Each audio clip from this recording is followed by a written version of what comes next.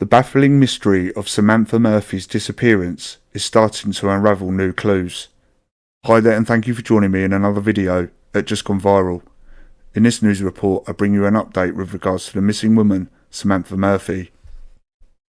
Samantha Murphy apparently lost her life on February the 4th at Durham, Australia. Police found a mobile phone in a dam on Wednesday, and search crews were seen celebrating upon the find. Patrick Orrin Stevenson is charged with taking her life. This is now the third case in over a year involving a woman's disappearance, a river or a dam, and a mobile phone. You can't help but start to think and wonder that lessons aren't being learnt. This is now the third case involving a woman on her own, a mobile phone, and a disappearance involving water.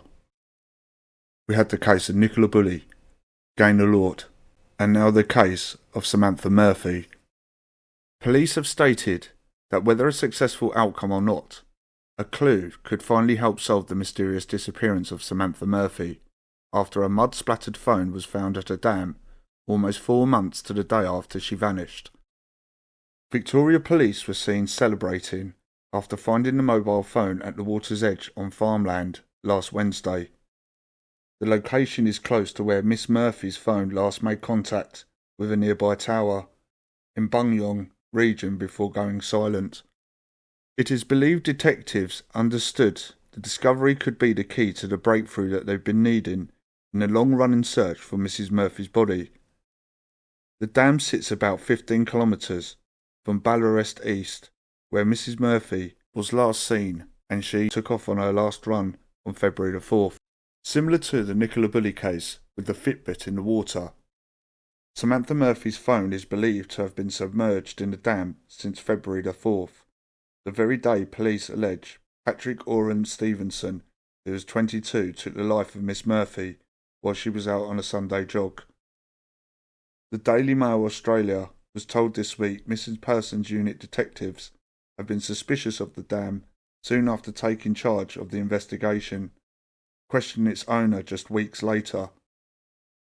Police would not return until early May, when they asked the owner again if he wouldn't mind the police entering the property. Yet again, this seems to be a circumstance and a scenario where the police seem to revisit the scene, but only weeks or months later, and then tend to find a discovery. Let me know your thoughts in the comments section below.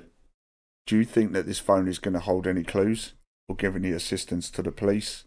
Or do you think, like the Fitbit, it will be passed off or a distraction from police investigations?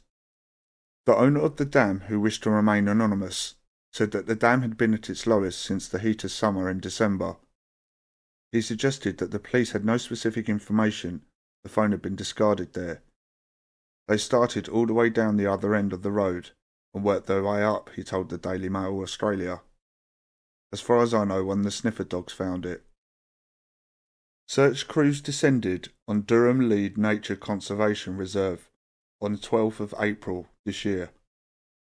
Back then, the police also focused on Enfield State Park, which is just 30 kilometres south of Ballarat and about 5 kilometres from the Durham Reserve. The Durham Reserve is just south of Bungyong, where Mrs. Murphy's phone was last detected by mobile phone towers at 5 p.m. on the day she went missing. The location of the phone firms up the police's theory that Mrs. Murphy's culprit and suspect likely dumped it in the dam before heading into the Durham Reserve to dispose of her. Search crews are expected again to venture out into the thick terrain over the coming weeks as forensic technicians work to extract data from the muddy phone. The phone could contain information ranging from indication to the actual location to video footage, images, or more. While extracting data from waterlogged phones is difficult, it is not impossible.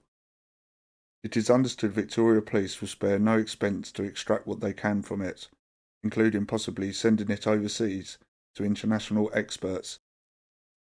I will keep you updated with this news report and any other further details.